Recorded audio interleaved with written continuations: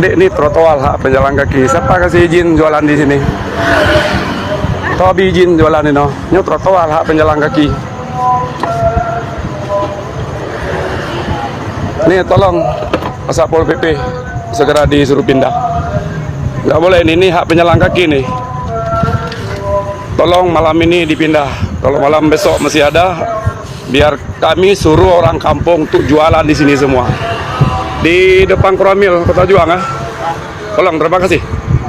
Kenapa? Kenapa, Pak? Tidak boleh jualan sini, Pak. Jangan kala cara nasib bangsa tu. Cukup miris kita kala. Nasib bangsa tu. Nya bangsa Aceh, dia Aceh yang dibirin kejadian. Sedih tu dah kala.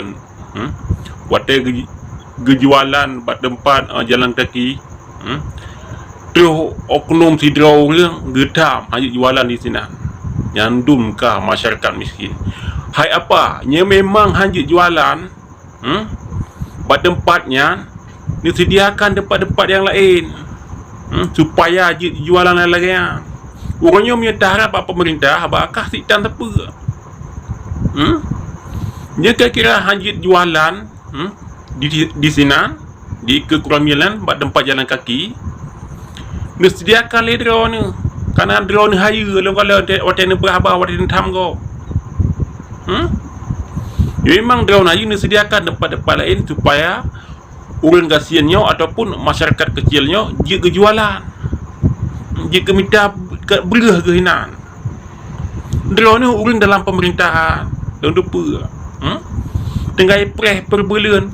Item gaji dalam rekening. Sedangkan yang lagi-laginya masyarakat kecil, yang memang hana kejualan yang lagi-laginya, kadang hana pergi pajuh di rumah. Hana dia pergi ledron. Jiat untuk nucugur lagi, tapi benefiralkan. Sayang orangnya. Seolah-olah orangnya yang salah. Waktu kejualan babak binih jalan laginya, tangsang masyarakatnya yang salah. Hana dia tepi orangnya. Pemerintah khusus di Aceh cukup raya salah. Yang dia salah rakyat orangnya.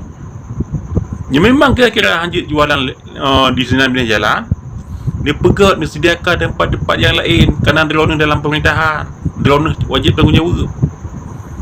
Dia sediakan tempat-tempat yang lain yang layak untuk berjualan orang masyarakat miskin. Apalagi orangnya dia tengah laginya, dia tengah dijajah putus-putus ekonomi rakyat Aceh. Biar nak depa le drone ni. Drone ni panenan nan depa. Bukan nan depa man. Ni dengai ni preh berbelir kata mong gaji dalam rekening. Sedangkan masyarakat kecilnya juga dia hana jualan pergi paju. Bergejuk kan ni.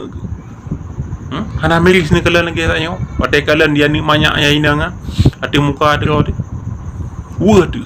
Watai kejadian lagi yang tinggal watai hati keluarga drone. Terus ni mangat berbulan tinggal ni peh-peh dan menggaji dalam rekening. Solom ronyo yang tembela masyarakat miskin, masyarakat kecil solom. Dan nama drone kami kat dalam pemerintahan tu kalau ada je benefiralkan yang lagi yang sayang tu.